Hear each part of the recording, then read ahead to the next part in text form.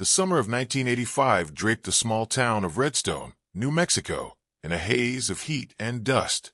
Nestled in the shadow of the Sangre de Cristo Mountains, Redstone was a place where time seemed to pause, where the jukebox at Sally's Diner spun Willie Nelson's On the Road Again, and folks gathered at the VFW Hall for Friday night bingo. The town's 3,000 residents lived by the rhythm of the desert, slow, deliberate, and tied to the land. The air smelled of sagebrush and diesel from the pickup trucks that rumbled down Main Street, their chrome glinting under the neon glow of the Redstone Motel sign. It was a world without cell phones, where police radio's crackle was the loudest intrusion on a quiet night. Deputy Maria Delgado, 28, was a bright spot in Redstone Sheriff's Department.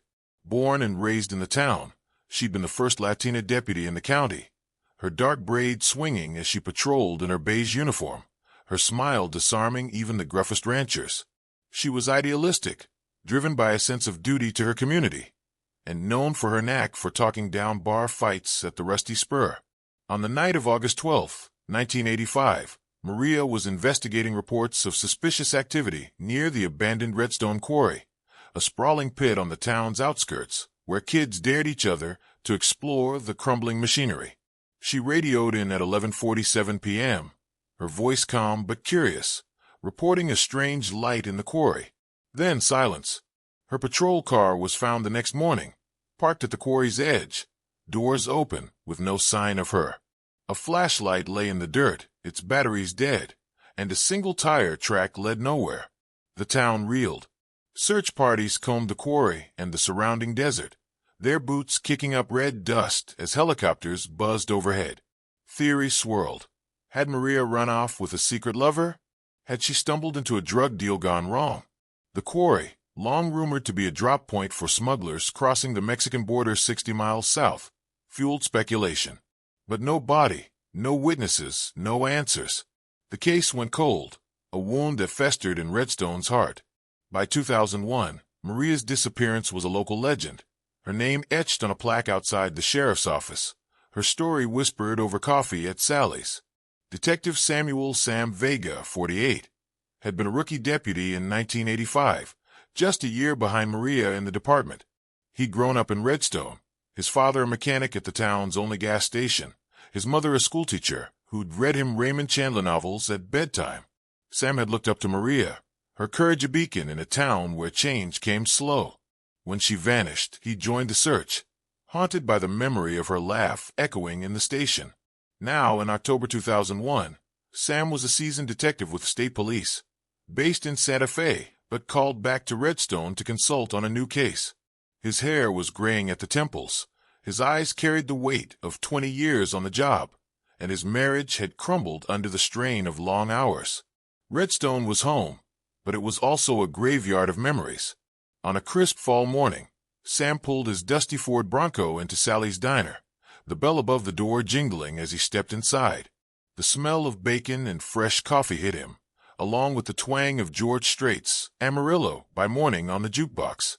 He was there to meet Clara Martinez, a 62-year-old retiree who'd spent her life as a librarian at Redstone High.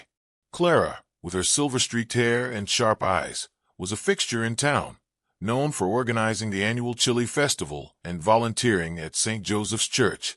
2 days earlier, she called the sheriff's office, her voice trembling. While clearing out an old storage shed behind the church, she'd found a rusted metal box buried under a pile of hymnals. Inside was a sheriff's badge, Maria Delgado's badge, its star dulled but unmistakable, along with a faded photograph of Maria standing with a man in a suit, his face scratched out. Sam sat across from Clara in a vinyl booth, her hands wrapped around a mug of coffee.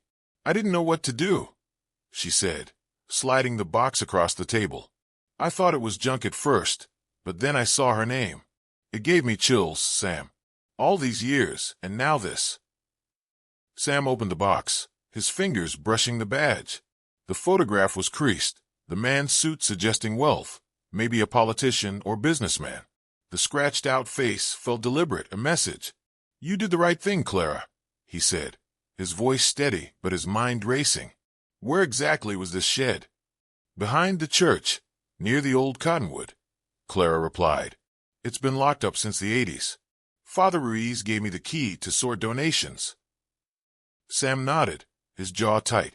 The church was a mile from the quarry, and the shed was no random hiding spot. Someone had wanted that box to stay buried. He thanked Clara, promising to keep her updated, and drove to the sheriff's office, the box on the passenger seat. As he walked in, Sheriff Tom Ballard, a burly man in his 60s who'd been in charge since the 80s, greeted him with a handshake that felt too firm. "Heard you're poking around Maria's case," Ballard said, his smile not reaching his eyes. "That was a sad time. Best not to stir up old ghosts." Sam ignored the warning, his gut telling him the ghosts were just waking up. He spent the afternoon reviewing the 1985 case file, its pages yellowed and thin. The original investigation had been sloppy, missing witness statements, no follow-up on the quarry's rumors, and a quick dismissal of foul play. Sam's rookie notes, scrawled in the margins, mentioned a tip about a black Cadillac seen near the quarry that night, but it was never pursued. Why? That evening, Sam drove to the quarry, now overgrown with creosote bushes and littered with beer cans from teenage parties. The sun dipped below the mountains, casting long shadows over the rusted cranes. He stood where Maria's car had been found, the badge heavy in his pocket. The desert was silent except for the distant howl of a coyote.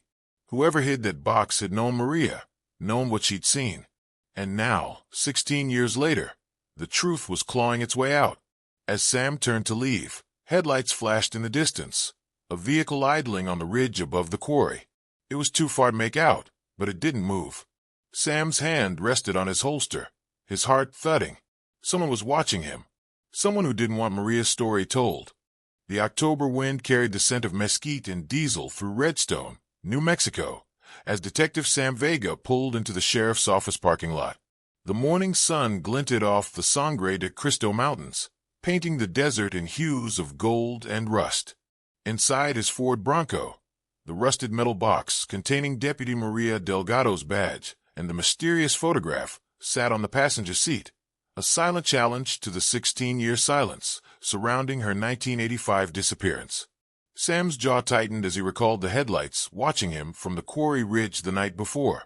Someone in Redstone was nervous, and he intended to find out why. The sheriff's office, a squat adobe building with a faded sign, hadn't changed much since the 80s. The same linoleum floor squeaked under Sam's boots, and a bulky computer monitor now sat on the reception desk, a nod to 2001's creeping technology. Sheriff Tom Ballard was out, but Sam had already called in his old friend, Officer Lena Ortiz, a sharp-eyed state trooper who'd grown up in nearby Taos. Lena, 42, had a no-nonsense demeanor and a knack for spotting lies, honed by years of highway patrols. Sam also recruited Dr. Emily Chun, a forensic analyst from Santa Fe, whose expertise in trace evidence could crack open the cold case. The three met in a cramped back room, the box on the table between them. "This badge hasn't seen daylight in years," Emily said, her gloved hands turning it over under a magnifying glass. "There's corrosion, but no blood or prints. The photograph's degraded, but I can try enhancing it. That scratched-out face? Someone didn't want him identified." Lena leaned forward, her dark braid swinging. "What about the shed? Clara said it was locked since the 80s. Who had access?" Sam recounted Clara Martinez's story. The 62-year-old librarian had found the box while clearing out the church shed, a place used for storage, since St. Joseph's built a new community hall in 1986. Clara, sipping coffee at Sally's diner that morning, had been shaken but resolute. "I've lived here my whole life," she told Sam. "Maria was my student, always asking questions at the library. If that box helps her, I'll do whatever you need." Clara's role in Redstone was modest but vital. She organized the chili festival, knew every family, and had a memory like a steel trap. Sam trusted her to keep quiet, but her discovery had already stirred the town. Whispers were spreading at the Rusty Spur and the VFW Hall. The team's first move was to revisit the 1985 case file. Sam spread the pages across the table, his eyes catching gaps that hadn't sat right even as a rookie. The report noted Maria's radio call about a light in the quarry, but no one had interviewed local ranchers who might have seen vehicles that night.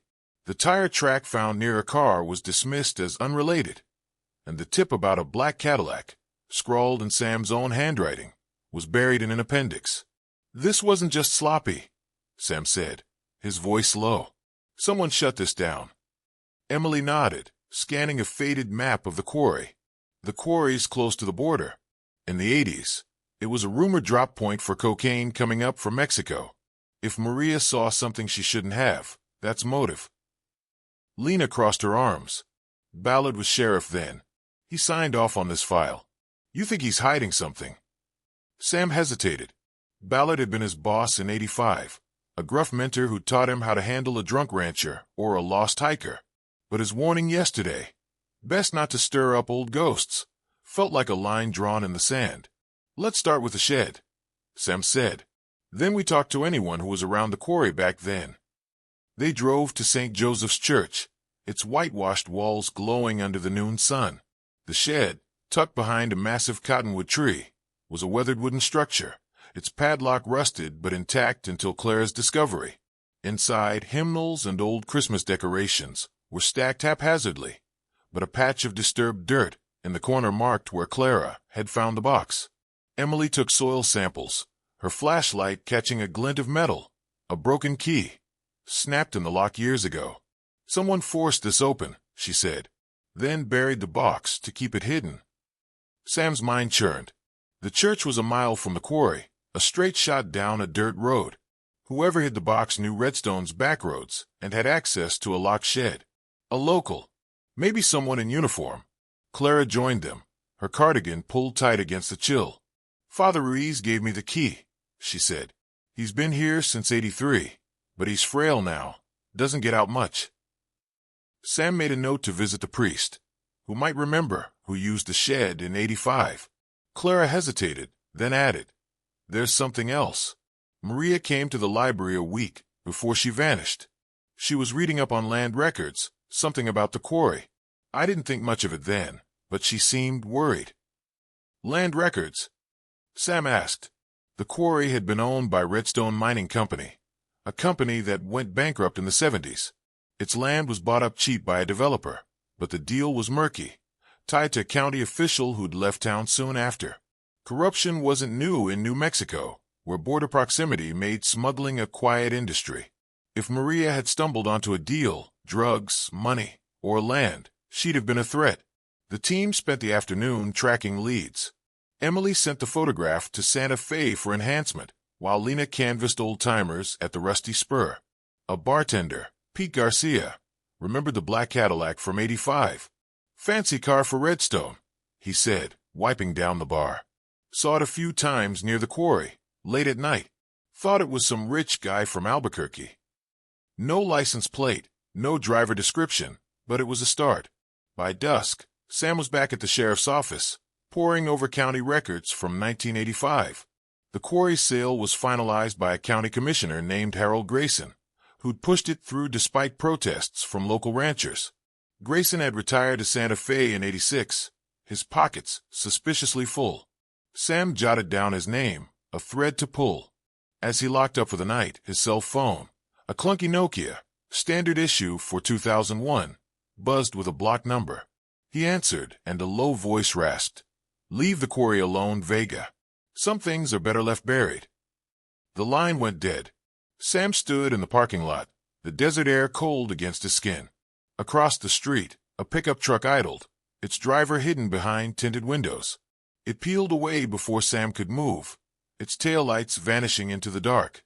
He drove to his motel room at the Redstone Inn, the neon sign flickering like a warning. The voice on the phone wasn't Ballard's, but it carried the same weight. A threat from someone with power, someone who knew Maria's badge was no longer buried. Sam locked his door, the badge in his pocket heavier than ever. The past was awake, and it was watching him. The desert night pressed against Redstone, New Mexico, its silence broken only by the hum of crickets and the distant wail of a train. Detective Sam Vega sat in his room at the Redstone Inn, the neon sign outside casting a pink glow through the curtains. Maria Delgado's badge lay on the table, its dull star reflecting the weight of 16 years. The cryptic phone call from the previous night. "Leave the quarry alone, Vega." echoed in his mind, a warning that confirmed he was rattling the right cage. By October 2001, Redstone's quiet facade was cracking, and Sam was determined to expose what lay beneath. The next morning, Sam met his team, Officer Lena Ortiz and Dr. Emily Chun, at Sally's Diner, where the smell of frying eggs and the twang of Alan Jackson's Chattahoochee on the jukebox grounded them in routine. Over coffee, Emily shared her findings from the photograph found in the church shed. "The lab enhanced the image," she said, sliding a printout across the table. "The man's face is still scratched out, but the suit's distinctive, tailored, expensive. And there's a logo on his tie pin. Looks like a corporate emblem. I'm running it through a database, but it'll take time." Lena tapped the table. "What about the broken key from the shed? Any prints?" Emily shook her head. "Too degraded. But the soil samples had traces of diesel fuel, not typical for a church shed. Someone was there with a vehicle, maybe hiding the box in a hurry." Sam leaned back, his eyes on the photograph. Clara Martinez, the librarian who'd found the box, had mentioned Maria researching land records before her 1985 disappearance. The quarry, once owned by Redstone Mining Company, was sold to a developer under County Commissioner Harold Grayson's oversight. Sam's digging had revealed Grayson's sudden wealth and moved to Santa Fe in '86, a red flag in a town where most lived paycheck to paycheck. "We need to look at Grayson," Sam said. "And the quarry. If Maria was onto a land deal tied to smuggling, it explains why someone wanted her gone." The team split up. Lena headed to the county clerk's office to pull records on the quarry sale, while Emily analyzed the diesel traces. Sam drove to St. Joseph's Church to meet Father Ruiz, the priest who'd overseen the shed in '85. The church's adobe walls glowed in the morning sun, the cottonwood trees shading the shed, where Clara had made her discovery. Father Ruiz, now 78 and frail, sat in the rectory, his hands trembling as he poured tea. "Maria was a good soul," he said, his voice soft. "She came to confession sometimes, always asking about forgiveness, about doing right. The last time I saw her, she was troubled. Said she'd seen something that could hurt the town." "What did she see?" Sam asked, leaning forward. Father Ruiz shook his head. "She wouldn't say. Only that it was bigger than Redstone, bigger than her. I told her to trust her heart. But then," his voice trailed off, eyes distant. Sam pressed gently. "Who else had access to the shed back then?" "Only me and the groundskeeper, Eddie Salazar," Father Ruiz replied. "Eddie passed in '93. The shed was locked after Maria vanished. I never thought to check it." Eddie Salazar's name rang a bell. Sam remembered him as a quiet man who'd worked odd jobs around town. A dead end, but Father Ruiz's words about Maria's fears pointed to something systemic, something that reached beyond a single night at the quarry. By afternoon, Lena called Sam with news. "The quarry sale records are a mess," she said over the phone. "Grayson pushed the deal through in '85, but the buyer was a shell company, Desert Horizon LLC. No clear owner, just a P.O. box in Albuquerque. And get this, the county assessor who signed off, Margaret Klein, was Grayson's sister-in-law. She retired to Arizona in '87, bought a big house. Smells like a payoff." Sam's pulse quickened. A shell company, a cozy family deal, and Maria's interest in land records, it was adding up. Desert Horizon LLC could be a front for smuggling, with the quarry as a staging ground. New Mexico's proximity to the Mexican border made it a hotspot for cocaine, and cash moving north in the '80s, and a deputy poking around would have been a problem. Sam's next stop was the home of Rosa Delgado, Maria's older sister. Rosa, now 52, lived in a modest adobe house on the edge of town, its yard dotted with marigolds and a faded Virgin Mary statue. Rosa had been 36 when Maria vanished, a single mother raising a son, now grown. Her dark hair was streaked with gray, her eyes carrying the weight of years spent waiting. Sam sat in her living room, a photo of Maria in her deputy uniform on the mantel. "Clara told me about the badge," Rosa said, her voice steady but raw. "All these years, I thought Maria might have run off, started over. But she wouldn't leave us. Not without a word." Rosa handed Sam a small notebook, its pages brittle. "I found this in Maria's room after she disappeared. I kept it, hoping it meant something." The notebook was a log of Maria's patrols, with a final entry dated August 10th, 1985. Quarry, lights again. Black Cadillac, partial plate NMX4. Meeting tomorrow with J. Grayson. Don't trust him. Sam's breath caught. Harold Grayson again, and the Cadillac matched Pete Garcia's story from the Rusty Spur. Did you show this to anyone in 85? Sam asked. Rosa nodded. Sheriff Ballard. He said it was nothing, just Maria's notes. I was too broken to push back. Sam thanked Rosa, the notebook burning a hole in his pocket. Ballard's dismissal of the Cadillac tip, and now Maria's notes raised red flags. Was the sheriff part of the cover-up? Sam drove to the quarry, the sun dipping low, casting long shadows over the rusted cranes. He walked the perimeter, the notebook's words looping in his mind. Maria had been close to something big, too big for a small-town deputy. As he reached his Bronco, a rock skittered behind him. Sam spun, hand on his holster, but saw nothing in the twilight. Then, a faint creak came from the old quarry office, a dilapidated shack 50 yards away. He approached, his flashlight beam cutting through the dusk. The door was ajar, the lock freshly broken. Inside, the air was thick with dust, and papers littered the floor. Old invoices, maps, nothing recent. But under a rotted desk, Sam found a single-shell casing, 9mm, its brass tarnished but intact. He bagged it for Emily, his heart pounding. This wasn't a teenage prank. Someone had been here recently, cleaning up or looking for something. As Sam stepped outside, headlights flared on the ridge above, the same spot as the night before. The vehicle, a dark sedan, revved and sped off, kicking up dust. Sam sprinted to his Bronco, but by the time he reached the road, it was gone. His phone buzzed, another block number. No voice this time, just heavy breathing, then a click. Sam gripped the steering wheel, the desert stretching dark and endless around him. Maria had been onto a network, Grayson, a shell company, maybe Ballard, and someone was desperate to keep it buried. The casing, the notebook, the headlights, they were pieces of a puzzle, and Sam was one step closer to the truth, or to a bullet. The desert dawn broke over Redstone, New Mexico, painting the Sangre de Cristo Mountains in streaks of orange and pink. Detective Sam Vega hadn't slept. The 9mm shell casing from the quarry office and Maria Delgado's notebook weighing on him. The notebook's final entry, quarry, lights again. Black Cadillac, partial plate NMX4. Meeting tomorrow with J. Grayson. Don't trust him. Pointed straight to Harold Grayson, the county commissioner who'd pushed through the shady quarry sale in 1985. The headlights stalking Sam, the cryptic phone calls, and now the casing suggested someone was still guarding secrets from that summer night when Maria vanished. By October 2001, the past was no longer buried, and Sam was walking a dangerous line. At the sheriff's office, Sam gathered his team, Officer Lena Ortiz and Dr. Emily Chun, in the cramped back room. The air smelled of stale coffee and dust, the hum of a dial-up modem in the corner a reminder of 2001 sluggish tech. Emily held up a lab report. The shell casing is from a 9mm parabellum, likely fired from a Beretta, common in the 80s, she said. No prints, but there's a partial nick on the rim, like it was ejected from a damaged gun. I'm cross-checking it with old evidence logs. She paused, her eyes narrowing. The diesel traces from the church shed match fuel used in heavy trucks.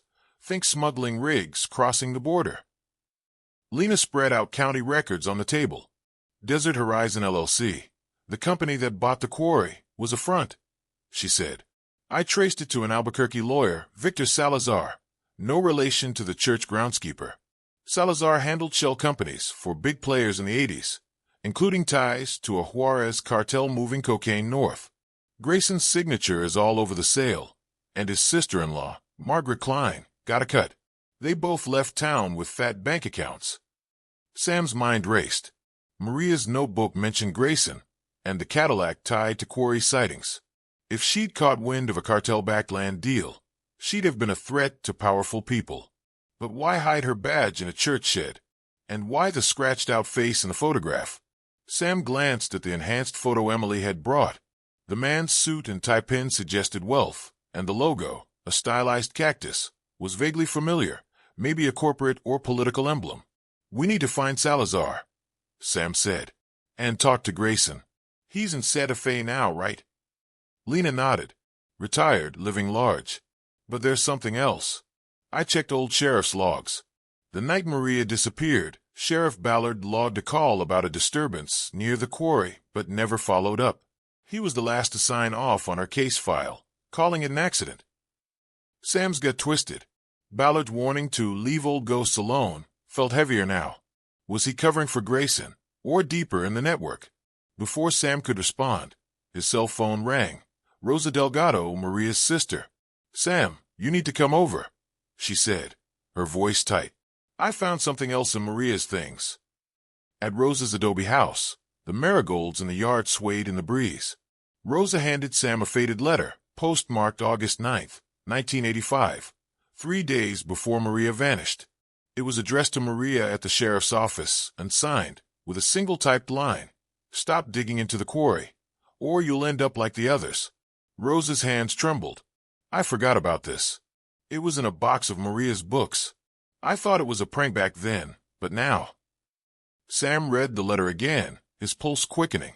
The others implied more victims, a pattern. Maria had been warned off, but she'd kept digging, meeting Grayson the next day. Had she confronted him? Sam thanked Rosa, promising to keep her safe, and drove to the quarry, the letter and notebook in his pocket.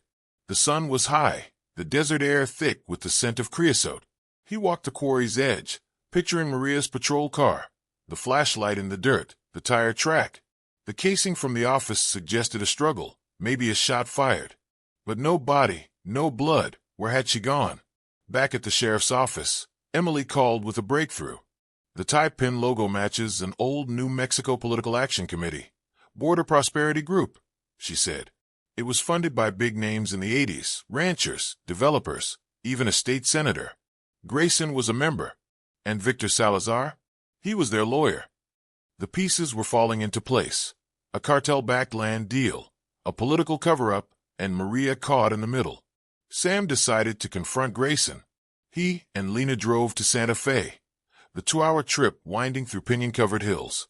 Grayson's mansion, perched on a ridge, screamed wealth. White stucco, red tile roof, a gated driveway.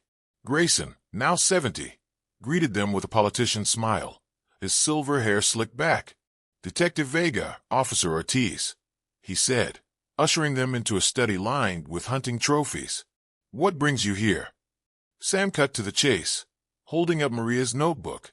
Deputy Delgado was investigating the quarry sale in '85. She mentioned you. Care to explain? Grayson's smile faltered. Maria was a fine deputy, but troubled. Asked too many questions, saw conspiracies where there were none. That quarry deal was just business, land for development. Then why'd she disappear? Lena asked, her voice sharp. And why was her badge buried in a church shed? Grayson shrugged, but his eyes darted to a desk drawer. Tragic accident, probably. The desert's dangerous at night. Sam pressed, mentioning the Cadillac, the letter, the Border Prosperity Group. Grayson's face hardened. You're digging up old dirt, Vega. Be careful. Some folks don't take kindly to it. The threat hung in the air as he showed them out. That night, back in Redstone, Sam's motel room door rattled at 2 a.m. He grabbed his gun, heart pounding, and peered through the curtains. No one. But on the doorstep was a manila envelope, unmarked. Inside was a grainy Polaroid, dated August 1985, showing Maria alive, her hands bound, standing in a dimly lit room with a man in a suit, the same suit from the church shed photo. A note scrawled on the back read, "She didn't die that night." Sam's breath caught. Maria had survived, at least for a time. But where was she now? And who had left this? As he locked the door, his phone rang. No caller ID. A distorted voice whispered, "You're closer than you think, Vega. Watch your back." The line went dead. Sam stared at the Polaroid, Maria's eyes wide with fear. She'd been betrayed, maybe by Grayson, maybe by Ballard, maybe by someone closer. The truth was within reach, but so was danger, and Sam knew the next move could cost him everything. The desert sky over Redstone, New Mexico, burned red as the sun set on October 20th, 2001. Detective Sam Vega clutched the Polaroid found on his motel doorstep, its image seared into his mind. Deputy Maria Delgado, alive in August 1985, hands bound, standing in a dimly lit room with a man in a suit. The scrawled note, "She didn't die that night," shifted everything. For 16 years, Redstone had mourned Maria as a ghost, but the photo suggested she'd survived her disappearance, at least for a time. The question was, where was she now? And who was desperate enough to leave this clue under cover of night? Sam met his team, Officer Lena Ortiz and Dr. Emily Chen, at the sheriff's office, the air thick with tension and the faint hum of a fluorescent light. The Polaroid lay on the table, its edges curled. Emily's forensic analysis had confirmed the photo's age, but the room's details, a concrete floor, a single bulb, a boarded window, offered little. "Could be a basement or a warehouse," she said. "There's a partial logo on the wall, barely visible. I'm enhancing it, but it looks like the same cactus emblem from the tie pin." Lena's eyes narrowed. "The Border Prosperity Group again. Grayson's tied to it, and so is Victor Salazar, the lawyer. This is no coincidence." Sam nodded, his mind on the notebook Maria left behind, naming Harold Grayson, and the 9mm shell casing from the quarry office. The pieces pointed to a network: Grayson, the county commissioner who'd pushed the quarry sale; Salazar, the lawyer for a cartel-linked shell company; and possibly Sheriff Tom Ballard, who'd buried Maria's case in '85. The threatening calls and headlights tailing Sam proved someone was watching, someone with power. But the Polaroid was a game-changer. Maria hadn't been killed that night at the quarry. Had she been held, coerced, or forced to flee?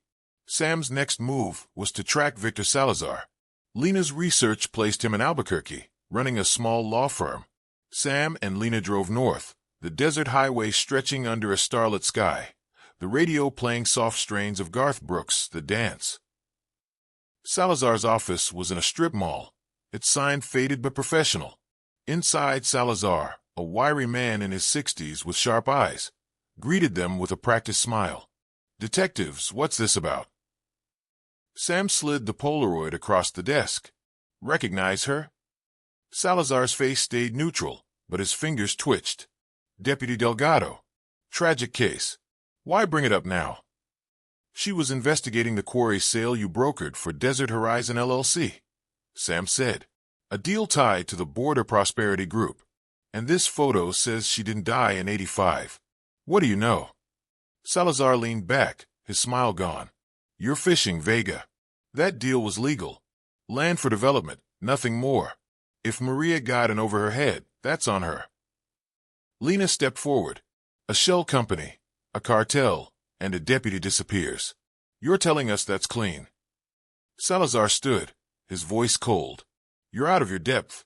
Leave it alone, or you'll regret it." He showed them out, the door slamming behind them. Back in Redstone, Emily called with a breakthrough. The logo in the Polaroid matches a warehouse owned by Desert Horizon, just across the Mexican border in Juarez. It was used for storage in the '80s, perfect for smuggling. And the shell casing? The nick matches a Beretta registered to a deputy in '85, Tom Ballard. Sam's stomach dropped. Ballard, the sheriff who'd mentored him, who dismissed Maria's notebook and the Cadillac tip, was now linked to the quarry. Had he betrayed Maria? Sam confronted Ballard at the sheriff's office, the older man's face weathered but unreadable. "Tom, level with me," Sam said, holding up the casing. "This came from your gun. What happened to Maria?" Ballard's eyes flickered. "You're chasing shadows, Sam. That casing's old. Could have been anyone's. Then why bury her case? Why ignore the Cadillac, the quarry, Grayson?" Sam's voice rose. "She was one of us, and you let her disappear." Ballard stood, his bulk imposing. "You don't know what you're stirring up. Drop it, for your own good." Sam didn't back down. That night, he and Lena planned a raid on the Juarez warehouse, coordinating with U.S. and Mexican authorities. The operation was risky. Crossing the border meant navigating cartel territory, but the Polaroid pointed there. Emily stayed behind, analyzing the warehouse's old blueprints. At dawn, Sam and Lena joined a joint task force, their vests heavy, the desert air cool as they crossed into Juarez. The warehouse was a crumbling concrete structure, Its cactus logo faded on the wall. Inside, it was empty except for rusted crates and a locked steel door in the floor. Lena pried it open, revealing a basement. The team descended, flashlights cutting through the dark. The room matched the Polaroid, concrete floor, boarded window, single bulb. In a corner, they found a duffel bag containing women's clothes, a sheriff's radio, and a bloodstained scarf. Sam's heart sank. DNA would take days, but the scarf looked like Maria's. Had she been held here, then moved? Or worse? As the team bagged evidence, gunfire erupted outside. Cartel enforcers, tipped off, opened fire on the task force. Sam and Lena took cover, returning fire as bullets chipped the concrete. The raid turned chaotic, but the team held their ground, arresting 2 gunmen. Back in Redstone, Emily confirmed the scarf's blood was Maria's, but the amount suggested injury, not death. Maria had been alive in that basement, but her fate remained unclear. Sam returned to Rosa Delgado's house, the scarf in an evidence bag. Rosa's eyes filled with tears as she touched it. "This was hers," she whispered. "She wore it on patrol, said it kept the dust out." Sam shared the Polaroid, and Rosa gasped. She was alive. "Oh God, Sam, where is she now?"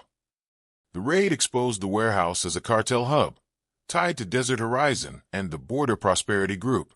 Grayson and Salazar were arrested, their financial records showing payoffs from Juarez. But Ballard was the real blow. Evidence from the raid, a ledger listing payoffs to a Sheriff TB, confirmed his role. Sam confronted him at the Rusty Spur, where Ballard sat nursing a beer. "You sold her out," Sam said, voice low. "You took cartel money and let Maria pay the price." Ballard's face crumpled. "I didn't know they'd take her," he muttered. "They said they'd just scare her. I was in debt, Sam. The quarry was their pipeline. I had no choice." Sam cuffed him, his heart heavy. Maria's fate hung in the balance, alive, dead, or lost in hiding. The confrontation had cracked the network, but the cost was steep. A town betrayed, a sister grieving, and Sam's trust in his mentor shattered. As he drove back to the motel, the desert dark around him, he knew the final answers were close, but so was the danger. The October wind howled through Redstone, New Mexico, carrying the scent of sagebrush and the weight of truth unearthed. Detective Sam Vega sat in his Ford Bronco outside the sheriff's office, the Sangre de Cristo Mountains looming like silent witnesses. The raid on the Juarez warehouse had cracked open a 16-year-old wound. Deputy Maria Delgado's scarf, stained with her blood, confirmed she'd been held there after her 1985 disappearance. Sheriff Tom Ballard's arrest for taking cartel payoffs had shattered Redstone's trust, and the arrests of Harold Grayson and Victor Salazar exposed a corrupt network tied to the Border Prosperity Group and a Juarez cartel. But Maria's fate, alive, dead, or in hiding, remained the final piece of the puzzle. In October 2001, Sam was determined to bring closure, no matter the cost. The sheriff's office was quiet, its staff reeling from Ballard's betrayal. Sam gathered Officer Lena Ortiz and Dr. Emily Chun in the back room, where Maria's case file lay spread across the table. The Polaroid of Maria, bound but alive, and her notebook naming Grayson were now joined by the warehouse ledger, detailing payoffs to Ballard and others. Emily's latest analysis of the warehouse evidence offered a new lead. A partial fingerprint on the duffel bag, not Maria's, but matching a known associate of the Juarez cartel, Carlos Reyes. Reyes, a low-level enforcer in the 80s, was rumored to be living in El Paso under an alias. "We find Reyes, we find answers," Sam said, his voice steady but tired. Lena nodded, her eyes sharp. "He's our last link to what happened in that basement." The team drove to El Paso, a 3-hour trip across the borderlands, the desert stretching vast and unforgiving. Reyes, now 58, lived in a rundown apartment under the name Juan Morales. Sam and Lena knocked, badges ready, and Reyes opened the door, his face weathered but wary. "I don't talk to cops," he said, starting to close the door. Sam held up the Polaroid. "You know her, Carlos. Maria Delgado. You were in that warehouse. What happened to her?" Reyes froze, his eyes darting to the photo. After a long pause, he let them in, his hands shaking as he lit a cigarette. "I was just a driver," he said, voice low. "The cartel used the quarry for cocaine drops. Maria saw too much lights, trucks, the Cadillac. Grayson and Ballard were on the take, but she wouldn't let it go. They told me to grab her, scare her. I took her to the warehouse, tied her up, but I didn't kill her. Then where is she? Lena pressed, her voice like steel. Reyes looked away. They moved her. Said she was handled. I heard later she was let go, sent somewhere with a new name. The cartel had leverage, her family. They threatened her sister, Rosa. Maria agreed to disappear if they left Rosa alone. Sam's heart thudded. Maria alive and hiding? It fit the Polaroid, the lack of a body. Where'd they send her? He asked. Reyes shook his head. I don't know. Somewhere north, maybe Canada. That's all I heard. I swear. Back in Redstone, Sam shared Reyes' story with Rosa Delgado at her adobe house. The marigolds in her yard glowed under the evening sun, and a photo of Maria smiled from the mantel. Rosa's eyes welled up. She's alive, she whispered. All these years, I thought. Sam, we have to find her. Sam promised to try, but the trail was cold. The cartel's reach, even in 2001, made searching risky. Instead, he focused on justice. Grayson and Salazar faced federal charges, money laundering, racketeering, and conspiracy. The ledger exposed a decade of corruption, implicating 2 county judges and a state senator, all tied to the Border Prosperity Group. Ballard, broken by his own guilt, pleaded guilty to corruption and obstruction, facing 15 years. The quarry was seized by the state, its secrets laid bare. Redstone rallied to heal. Clara Martinez, the librarian who'd found Maria's badge, organized a town meeting at St. Joseph's Church. Over 200 residents packed the pews, their faces a mix of grief and resolve. Sam spoke, his voice steady. Maria Delgado stood for this town. She uncovered corruption at great cost. We honor her by making things right. The town voted for reforms, a new sheriff's oversight board, whistleblower protections, and a fund for victims of cartel violence. The VFW Hall hosted a memorial for Maria, her plaque updated with a simple line. Her courage lives on. Rosa found closure in action, founding the Maria Delgado Scholarship for Young Women in Law Enforcement.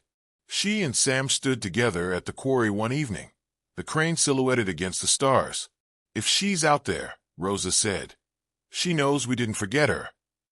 Sam nodded, the weight of the case lifting slightly, though Maria's absence lingered. Epilogue, 2010. 9 years later, Redstone had changed. The quarry was now a community park, its gates open to families, the ghosts of 1985 quieted. Sam, now 57, had retired from the state police and returned to Redstone, running a small security firm. His hair was fully gray, but his eyes still carried the fire of a detective. The town had a new sheriff, Lena Ortiz, whose reforms had rebuilt trust. Sally's Diner still played country hits, though the jukebox now included Miranda Lambert alongside Willie Nelson. One spring morning, Sam received an unmarked letter at his office. Inside was a single page, handwritten in a familiar script. Sam, I'm safe. I can't come back, but I'm proud of you and Rosa.